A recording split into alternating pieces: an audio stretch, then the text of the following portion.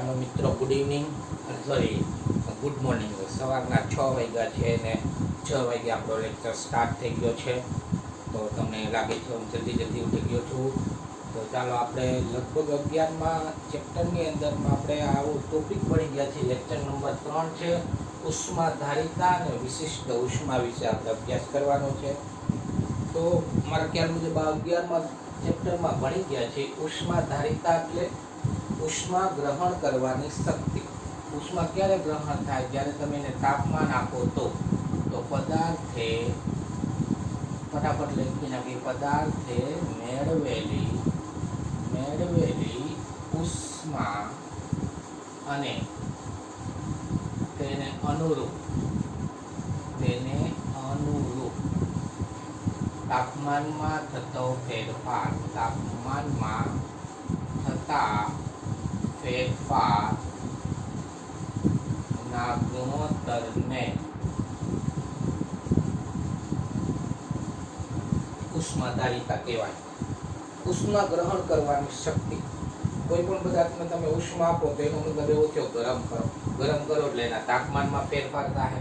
તો આપણે એની ઉષ્માધારિતા, ઉષ્મા ગ્રહણ કરવાની ક્ષમતાને આપણે H વડે દર્શાવી અને મેળવેલી ઉષ્મા એને આપણે ડેલ્ટા Q વડે દર્શાવી અને તાપમાનમાં થતો ફેરફાર એને આપણે ડેલ્ટા T વડે દર્શાવીએ તો એકમ તાપમાન દીઠ ઉષ્મામાં થતા ફેરફારને શું કહેવાય છે? એની ઉષ્માધારિતા. બીજું એકમ શું આવશે? કે ઉષ્માનો એકમ કેલરી થાય અથવા જુલી થાય અને તાપમાનનો એકમ કેલ્વિન થાય. બીજા શબ્દમાં લખવું હોય તો જૂલ પ્રતિ કેલ્વિન. આ બે એકમ એના છે. દરેક પદાર્થ સ્ટીલ હોય, એલ્યુમિનિયમ હોય કે પછી પંખો બંધ કરવો, એલ્યુમિનિયમ હોય, છોકરાઓ સ્ટીલ હોય, લોખંડ હોય, આ બધાની ઉષ્મા ગ્રહણ કરવાની શક્તિ કેવી હોય? જુદી જુદી હોય. 11મા ધોરણમાં લગભગ ભણાવ્યું, તો ફટાફટ પૂરું કરી નાખીએ. ચાલો આનો એકમ તો કે આનું પારિમાણિક સૂત્ર ચાલો બનાવી નાખીએ. તો પારિમાણિક સૂત્ર છે M1L2T-2. આ જૂલનું પારિમાણિક સૂત્ર અને છેદમાં કેલ્વિન. ઉપર કેલ્વિન લઈ જાવ એટલે કેલ્વિન શું થાય? KG inverse. રેડી? તો આ જૂલ પ્રતિ કે ઉષ્માધારિતાનું પારિમાણિક સૂત્ર જૂલ પ્રતિ કેલ્વિન અનુસાર કેના ઉપર આધાર રાખે? દ્રવ્યની જાત ઉપર આધાર રાખે છે. જો તમે 11મા ચેપ્ટરમાં લખી નાખ્યું હોય તો લખવાની જરૂર છે નહીં. તો દ્રવ્યની જાત અને તાપમાન ઉપર આધાર રાખે છે. દ્રવ્યની જાત અને તાપમાન ઉપર આધાર રાખે છે. તો ઉષ્માધારિતા, દરેકની ઉષ્મા ગ્રહણ કરવાની શક્તિ જુદી જુદી હોય. જેમ તમને કેમ ફિઝિક્સ ગ્રહણ કરવાની શક્તિ દરેક વિદ્યાર્થીમાં જુદી જુદી હોય એમ. આગળ ભણવા જાય છે વિશિષ્ટ ઉષ્મા. વિશિષ્ટ ઉષ્માની વ્યાખ્યા અહીં આપી દઈએ તો એકમ દર દીઠ તેના તાપમાનમાં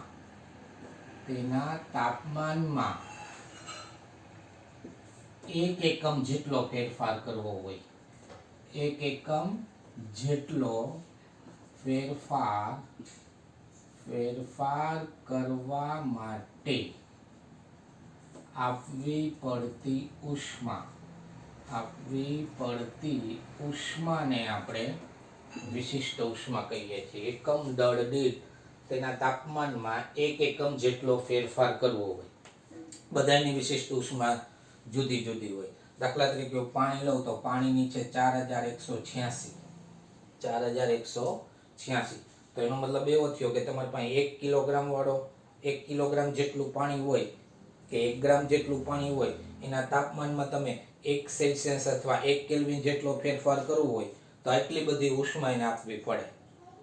તો સ્વાભાવિક છે કે તમે પાણીનું ટોપિયું જ્યારે ગરમ કરો છો તો ઘણી બધી વાર લાગે છે. ઘડીકમાંથી પાણી ગરમ ના થઈ જાય, કારણ કે પાણીની ગ્રહણ કરવાની શક્તિ છે ટૂંકમાં એની વિશિષ્ટ ઉષ્મા બહુ ઊંચી છે એટલે પાણીને ગરમ કરવા માટે વધુ સમય લાગે. જેની વિશિષ્ટ ઉષ્મા નીચી હોય એને ગરમ કરવા માટે ઓછો સમય લાગે. લોખંડ જલ્દીથી ગરમ થઈ જાય, તમારી ચોપડીમાં કોષ્ટક આપેલું જ છે અને મારા ખ્યાલ મુજબ 11 સાયન્સમાં 11મા નંબરના ચેપ્ટરમાં આપણે આ અભ્યાસ કર્યો પણ છે. ચાલો તો ફરી એક વખત વિશિષ્ટ ઉષ્માનો સૂત્ર બનાવી લઈ. એકમ દર દીઠ એટલે છેદમાં m આવશે. તેના તાપમાનમાં થતો ફેરફાર એટલે ડેલ્ટા ટી આવશે. અને આપવી પડતી ઉષ્મા 1 એકમ જેટલો ફેરફાર કરવો હોય તો જે ઉષ્મા આપવી પડે ને આપણે ડેલ્ટા ક્યુ વડે દર્શાવી દઈએ. તો ડેલ્ટા ક્યુ નું એક સૂત્ર આવું મળ્યું. તો ડેલ્ટા ક્યુ બરાબર mc ડેલ્ટા ટી. વિશિષ્ટ ઉષ્માનો એકમ અહીંયા લખાવી દઉં. શું આવશે?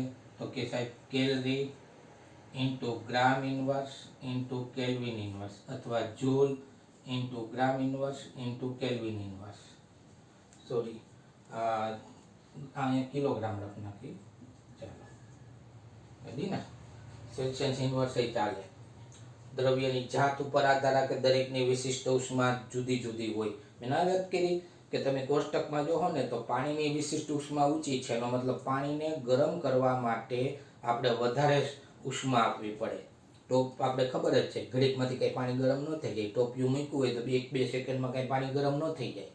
15 થી 20 મિનિટ જેટલી વાર લાગે. તો આ 11મા ચેપ્ટરમાં આપણે આનો અભ્યાસ કર્યો. તો હવે આની અંદરમાં આપણે બીજો એક શબ્દ આવી પેલા લખી નાખો.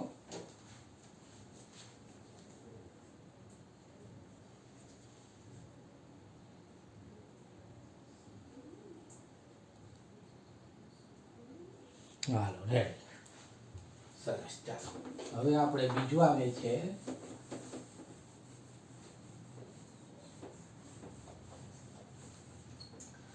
એક કેલરીની વ્યાખ્યા પણ લખાવેલી છે. હું ભૂલી જાઉં છું, લખતો નથી કે ભાઈ એક કે ઉષ્માનો એકમ કેલરી છે. તો કેલરી કોને કહેવાય?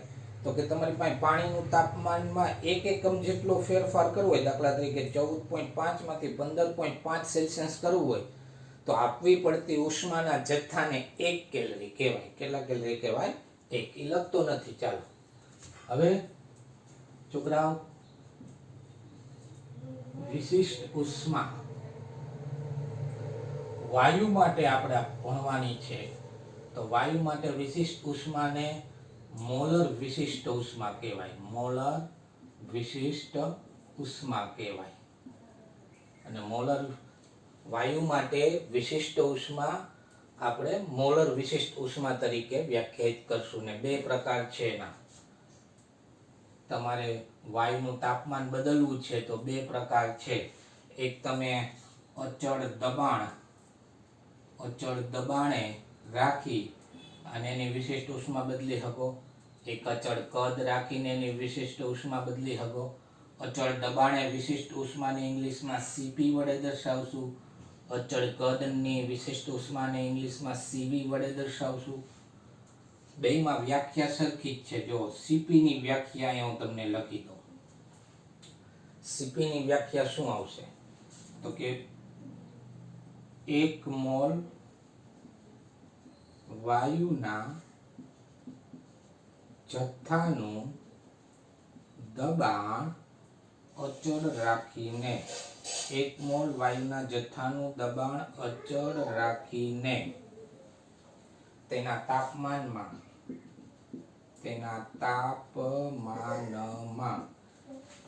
1 એકમ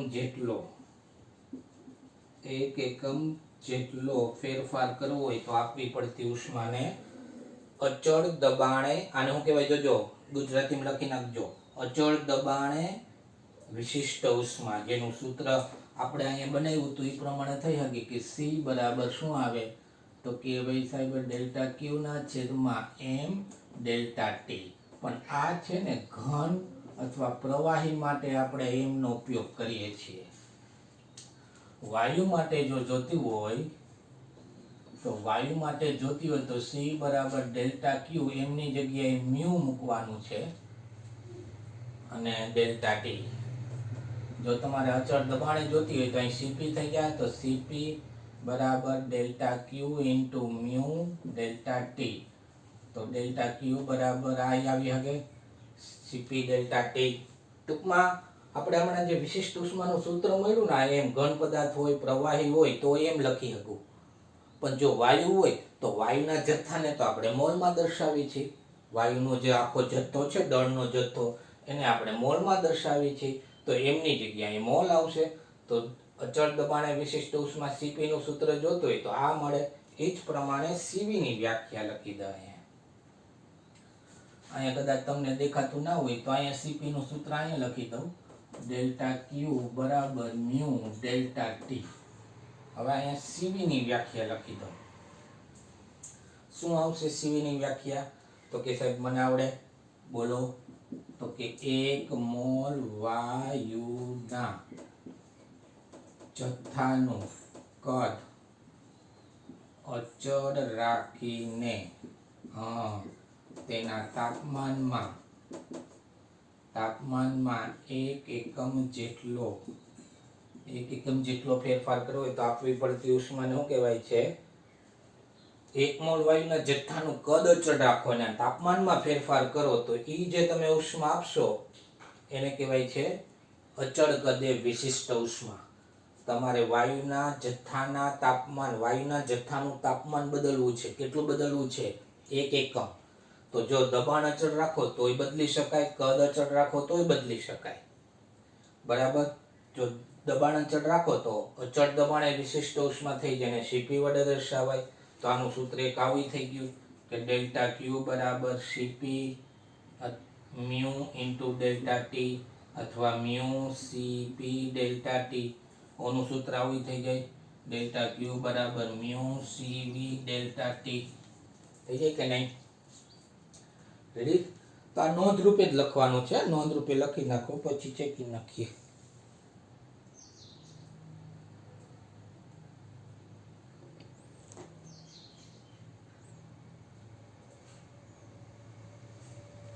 ચાલો, થેન્ક યુ. ચેકી નાખીએ ફટાફટ. હવે એક મોસ્ટ ટાઈમ પ્રશ્ન બનવા જઈ રહ્યા છીએ. મોસ્ટ ટાઈમ પ્રશ્ન છે. છોકરાઓ, પ્રશ્નનું નામ છે નાનકડો અમથો પ્રશ્ન છે, Cp - Cv બરાબર R મેળવો. મોસ્ટ ટાઈમ પ્રશ્ન છે. અચળ દબાણે વિશિષ્ટ ઉષ્મા અને અચળ કદે વિશિષ્ટ ઉષ્માની બાદબાકી R એટલે વિશ્વ નિયતાંક. યાદ છે ને, જેનું મૂલ્ય 8.31 જેટલું છે. તો એ આપણે મેળવવાનું છે. તો કેમ મેળવશું બાળકો? તો પહેલા આપણે થર્મોડાયનેમિક્સનો પ્રથમ નિયમ કેટલાને યાદ છે? ચાલો આંગળી ઊંચી કરીને બોલો. થર્મોડાયનેમિક્સનો પ્રથમ નિયમ સૂક્ષ્મ ફેરફાર માટે, નાના ફેરફાર માટે. કેટલાને યાદ છે? ચાલો બોલો. સાહેબ કહી દઉં ના તો બોલશે. ડેલ્ટા EINT ઇન્ટરનલ એનર્જી આંતરિક ઉર્જા બરાબર delta Q minus delta W. સાચું.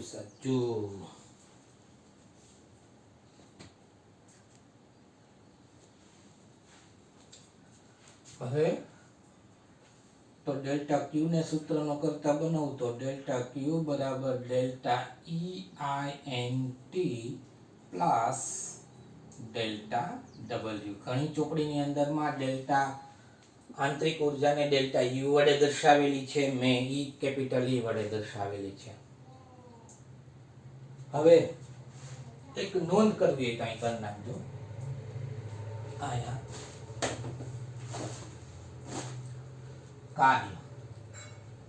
કાર્ય એટલે બળ ગુણ્યા સ્થાનાંતર થાય. સાચું કે નહીં? અને કાર્ય દબાણના સંદર્ભમાં જોતું હોય તો P ગુણ્યા A ઇન્ટુ D થાય. જોયું થાય કે નહીં? થાય ને? હા.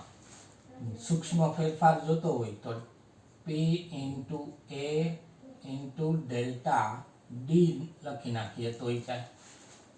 આ ક્ષેત્રફળ થયો, આનો એકમ, આ અંતર થયું સ્થાનાંતર. દાખલા તરીકે આ રીતના છે, આ પિસ્ટન અહીંયા છે, અહીંયા આ વાયુ છે, આનું કદ v જેટલું છે, આ v જેટલા કદમાં વાયુ ભર્યો છે.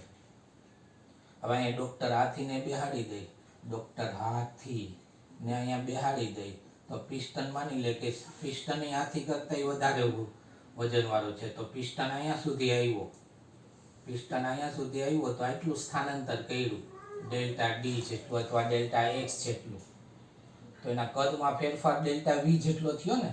તો કદ જોતું હોય તો ક્ષેત્રફળ ગુણ્યા અંતર, ક્ષેત્રફળ ગુણ્યા સ્થાનાંતર, ક્ષેત્રફળ ગુણ્યા ઊંચાઈ, દરેકના સંદર્ભમાં કદ મેળવી શકાય. તો આ p ઇન્ટુ ડેલ્ટા શું આવ્યું? કેજી વી. ક્ષેત્રફળ ગુણ્યા સ્થાનાંતર એટલે ડેલ્ટા વી.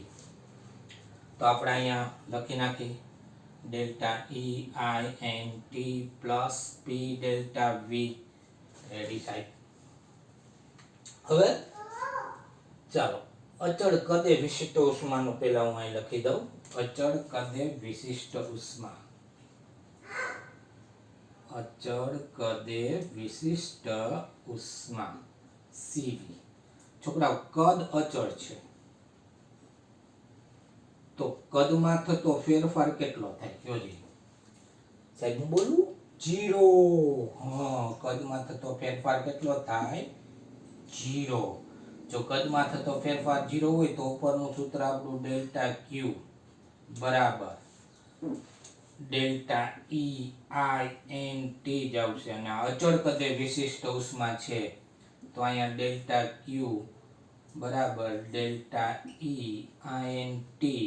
અહીંયા તમારે કાઉન્સમાં સીપી લખવું હોય તોય લખી શકો અથવા પી લખવું હોય તોય લખી શકાય. પરિણામ નંબર 1. અને હા, ડેલ્ટા